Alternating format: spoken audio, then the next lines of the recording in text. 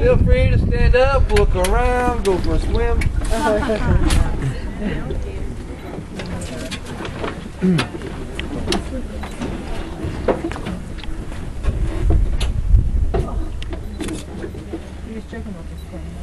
a lot of people think of the Everglades as being a big swamp.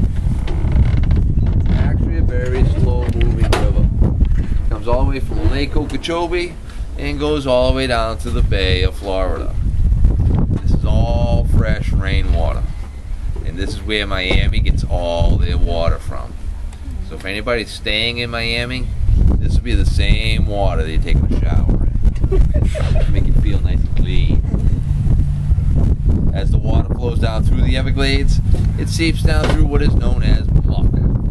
What the muck is the rotten vegetation. Then it goes through limestone, then goes into what's known as an aquifer. Now when it comes out of the aquifer, it is actually drinkable at that point. I don't usually recommend it, but it is drinkable. And it does go on to a water filtration plant before it goes on to any hotel rooms or homes and such. 80% of the Everglades is water and grass. That's why the name for it is the river of grass. The other 20% is what you see around us.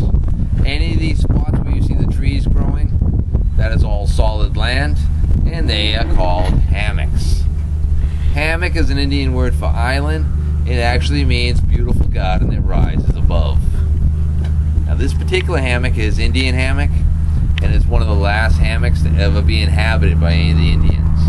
The Tiger Tail clan, which is part of the Miccosukee tribe, used to live on this hammock up to about 20 or 30 years ago.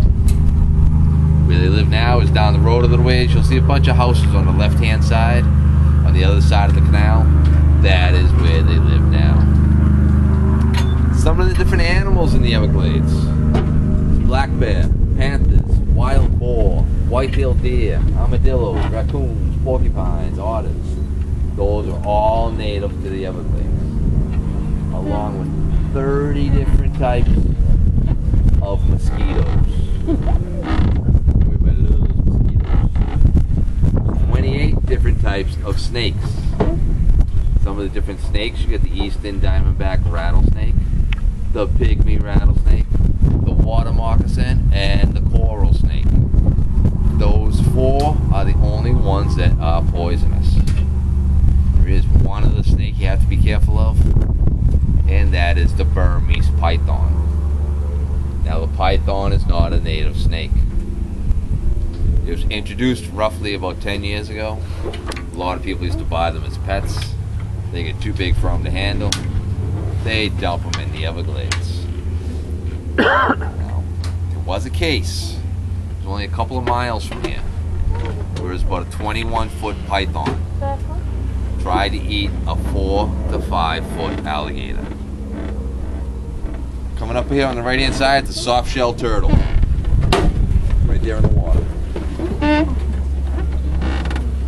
Now the alligator, the python did succeed in swallowing the alligator down. But the alligator was a little too big for him.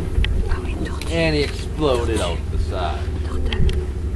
Now if you would like to see pictures of that, you can go online and do a Google search. Type in Everglades, alligator, and python. And that should be one of the first pictures that pops up. Pretty cool picture. Yeah.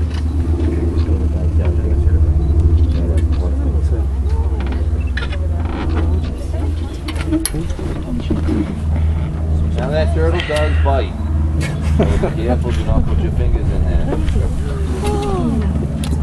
If he bites onto your finger, he will not let go. He will suck his head right back into his shell, and you will not be able to pull his head right back out again. The only way to get your finger back would be to get a screwdriver or something to pry the mouth open. And we do not believe in hurting any of the wildlife. So if that happens, we will just have to cut the finger off.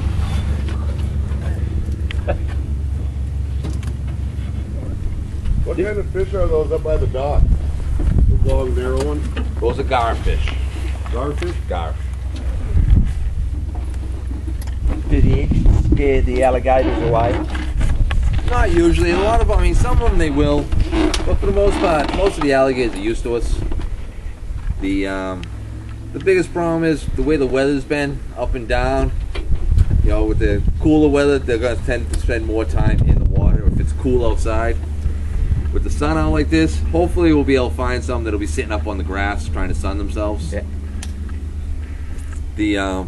Don't worry, even if we do not see anything out here, back at the park we do have roughly 100 alligators and crocodiles. There's a wild crocodile pen.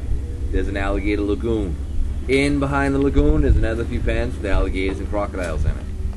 It's a jungle trail you can walk around. As you're walking around the trail and walking around the back of the park, just keep in mind, we have no fences to keep anything out.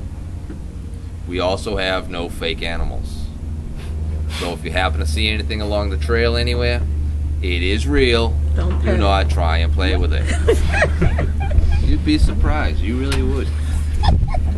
We have an alligator that hangs out around the back of the park sometimes. There's a little area where he's got his alligator hole.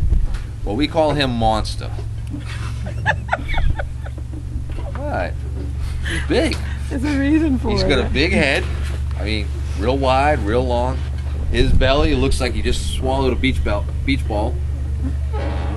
And he'll just come up and he'll sit in the grass right along the sidewalks. So if you happen to see him, he looks like he might be fake because he won't be moving or anything, but he is real. Do not go up to him, because I guarantee you he will run faster than you will.